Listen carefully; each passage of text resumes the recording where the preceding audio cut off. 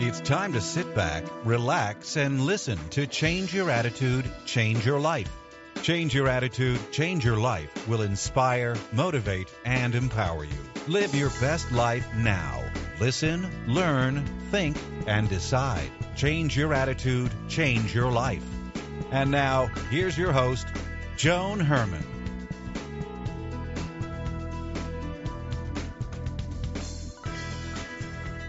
Welcome to Change Your Attitude, Change Your Life. I'm Joan Herman. Thanks for tuning in. Change Your Attitude, Change Your Life brings you interviews with some of the most inspirational and influential people in the world. It's our goal to educate and empower you so you can live your best life now. Thank you for taking time for yourself, and thank you for letting us be a part of your life. We have another great show for you today. Joining me is award-winning ABC News anchor Dan Harris, who's here to talk about how he learned to quiet the voice inside his head so he could reduce stress and be happier while succeeding in an extremely competitive profession. Dan is co-anchor of ABC News Nightline and co-anchor for the weekend edition of Good Morning America. He is the author of the book 10% Happier, How I Tamed the Voice in My Head, Reduced Stress Without Losing My Edge, and Found Self-Help That Actually Works. Welcome, Dan. Thanks so much for joining us today. Thanks for having me. Dan, you're a broadcast journalist at the top of your game. You've covered wars and presidential campaigns. Every day is a new competition for you to just stay in the game. So it makes sense that you'd be a wound-tight, stressed-out Type A individual whose mind never stops. But you needed to make it stop. You had to make some major changes in your life. Why did you begin this journey? What was your life like, and what were you experiencing? Well, what kicked it off was having a panic attack on national television. About 10 years ago, I was on Good Morning America anchoring the news updates, and I had a panic attack. I couldn't breathe, my heart was racing, and my palms were sweating. I was unable to continue speaking. And I had to quit right in the middle of my little newscast, and obviously that was very scary and also very embarrassing. And I later found out that the cause of the panic attack was drug abuse. I had been using cocaine and ecstasy recreationally, largely to compensate for some depression that I developed after coming home from covering wars in Iraq and Afghanistan and Israel and Palestine. And so that was obviously a pretty complex stew of events, and when I put it all together and realized what had gone wrong, I knew I had to make some changes in my life. Interestingly, though, that was not enough to really set me on the road to getting my act together. There was another thing that happened that kind of kicked it off as well, which is that my boss at the time, Peter Jennings, assigned me to cover religion for ABC News. And I am not a religious guy. I was raised in a very secular environment. And I didn't want to do this beat at first, but as it turned out, it was a great thing for me. And as a consequence of covering religion and having had this panic attack, I ended up stumbling upon meditation, which I always thought was uniquely ridiculous, but it turned out to be very valuable for me. Well, you were a skeptic when you began this journey, and it's interesting that you said you thought it to be ridiculous because so many Type A personalities think it is, that hoo-hoo-y type of thing for hippie culture. So going in as a skeptic, what did you learn? Well, let me just say, first of all, I think it's completely natural for people to be skeptical about meditation. It suffers from a huge PR problem, and the way it's talked about in our culture is really annoying. And so most of us assume that the only people who do meditation are hippies and weirdos and freaks and people who live in a yurt and are really into Cat Stevens and aromatherapy and ultimate frisbee. And I understand why people feel that way, because I certainly felt that way. And what's missing is people who are out there talking about meditation without any of the unfortunate cultural baggage. So what I'm trying to do is to strip away the cultural baggage and talk about it simply for what it is. And what it is simple brain exercise. And when I say simple, I mean it's really simple. It's not easy, but it's very simple, uncomplicated, secular exercise for your brain. And there's an enormous amount of science that suggests that it can do extraordinary things for you, from lowering your blood pressure to boosting your immune system to literally rewiring key parts of your brain for happiness and compassion and calm and well-being. And so when I learned all of that, that I didn't have to join a group or believe in anything or wear special outfits or sit in a funny position or anything like that, and that there was all of this science. That's what allowed me to jump in and give it a shot. Were you able to make it work in the beginning? I know you started with 5 excruciating minutes as you describe it. So when someone wants to try this and the mind wanders all over the place, a lot of times people give up. So what do you recommend to stay on the path? I would say the mind wandering all over the place is meditation. It's like when somebody comes up to you.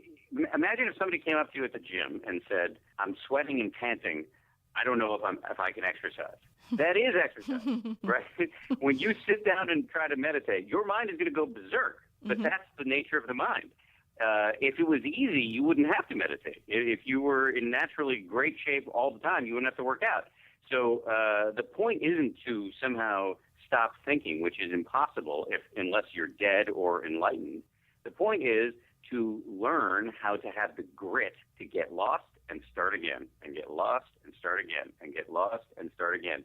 And that, every time you do that, you're doing a bicep curl for your brain, and you are literally changing the connections in your brain when you try to focus on one thing at a time, usually your breath, and find that your mind goes crazy and you're thinking about what am I going to have for lunch, why did I say that stupid thing to my boss, and then you catch yourself and return your attention to your breath. Doing that over and over again breaks a lifetime of habit of walking around in a fog of projecting into the future or ruminating about the past, and it can change your entire life. Is it easy? Absolutely not. But when you go to the gym, and you should think about this like exercise for your brain, when you go to the gym, if it's easy, you're cheating. Same thing with meditation. So Dan, once you began meditating, you actually completed a silent retreat. What was that like for someone who talks for a living, who, words, that's your life? How were you able to survive 10 days of non-talking? The not talking was not the hard part. There was nobody there that I really wanted to talk to anyway, and I don't know. The idea of being silent didn't scare me. What scared me was meditating all day, every day for 10 days alongside like a pack of weirdos. So I very much did not want to do it. I was talked into it by some meditation friends of mine, and also at that point I knew I was going to write this book, so it seemed like might be a good thing to do for my research. I'll tell you more about it in just a second, but I want to add one caveat, because I don't want your listeners to think that if they start meditating, the only way to do it right is to go off on a 10-day silent meditation retreat. That is not. I did this because I was at that point getting very, very interested in meditation and wanted to write a book. But I think doing 5 minutes a day is enough. And my whole game is to take away all of your excuses. And so I'm always on the lookout for any excuse because your mind, the way the mind of your skeptical listener is going to work is they're just going to be constantly looking for ways to get out of this. Mm-hmm. And I'm throughout the course of this interview going to try to remove any excuses you might have.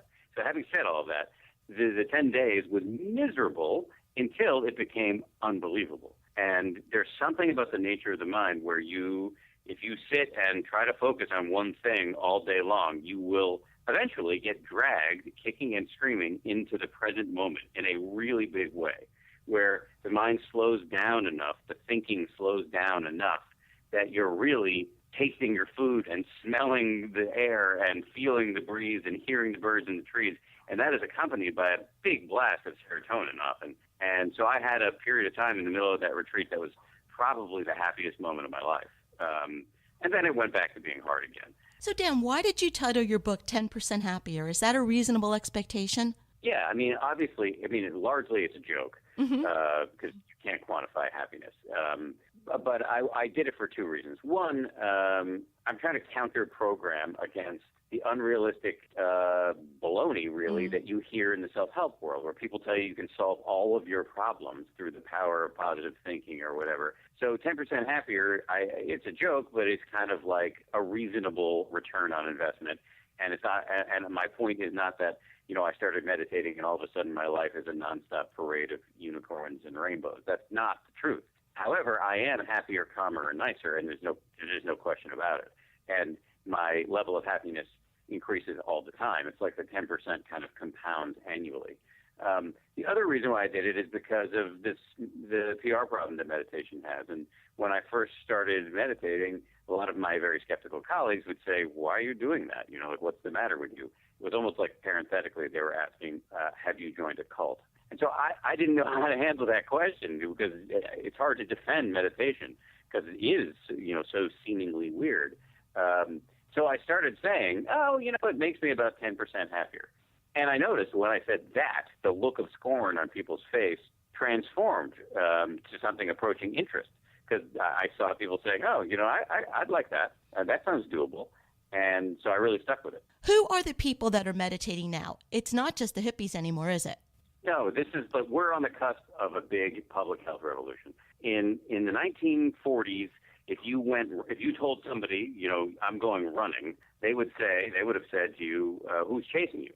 Nobody went running. But then the science showed that exercise was really good for you. And so now we have health clubs on every corner. The same thing is starting to happen with meditation. And I predict that within 10, 15, 20 years, it's going to be just as socially acceptable and maybe just as common as physical exercise. And so now we're seeing it being done in a big way in the corporate world. CEOs and executives are doing it, including at places like Procter & Gamble, Aetna, Twitter, General Mills, Google. We're also seeing elite athletes do it. Novak Djokovic, who just won Wimbledon, is a meditator. The Seahawks, who won the Super Bowl, they meditate. We're also seeing pop stars doing it, from Katy Perry to 50 Cent. And most interestingly, members of the military, both the U.S. Marines and the U.S. Army, spending millions of dollars to study whether meditation can help with the epidemic of PTSD, and also to make smarter, more effective, more thoughtful, less reactive warriors in the field. So this is coming down the pike, and my fondest hope is that I can somehow play a small role of catalyzing this public health revolution, which I think could really help a lot of people. Dan, before we run out of time, what is your advice to anyone that is wound tight, stressed out, depressed, and living with those constant voices? Well, let me address stress. First of all, before I address stress, let me address depression and anxiety, because those are extremely common diagnoses in this country right now.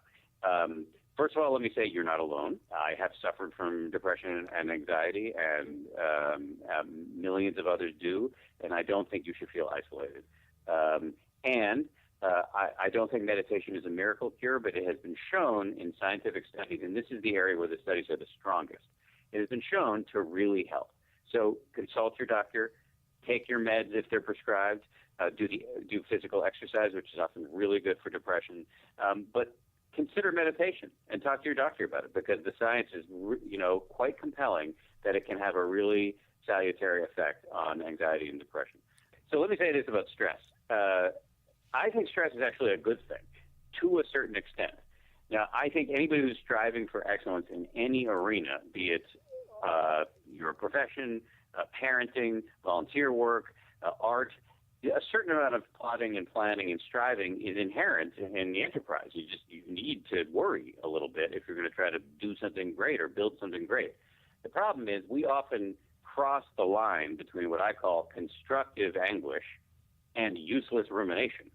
And meditation for me has helped me get a lot better at not crossing that line. So I'm not making the suffering that is naturally part of life worse than it needs to be.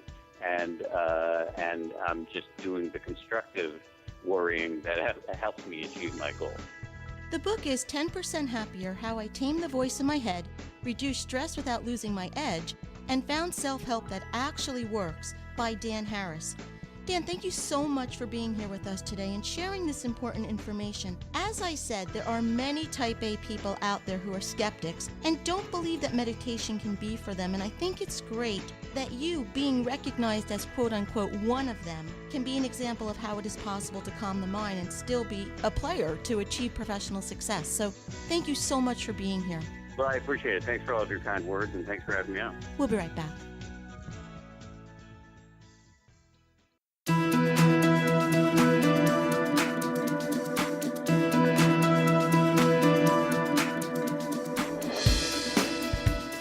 Thank you for joining us. I hope you found the show informative. At At Change Your Attitude, Change Your Life, we believe that knowledge is power. Take what you've learned, apply it, and live your best life now.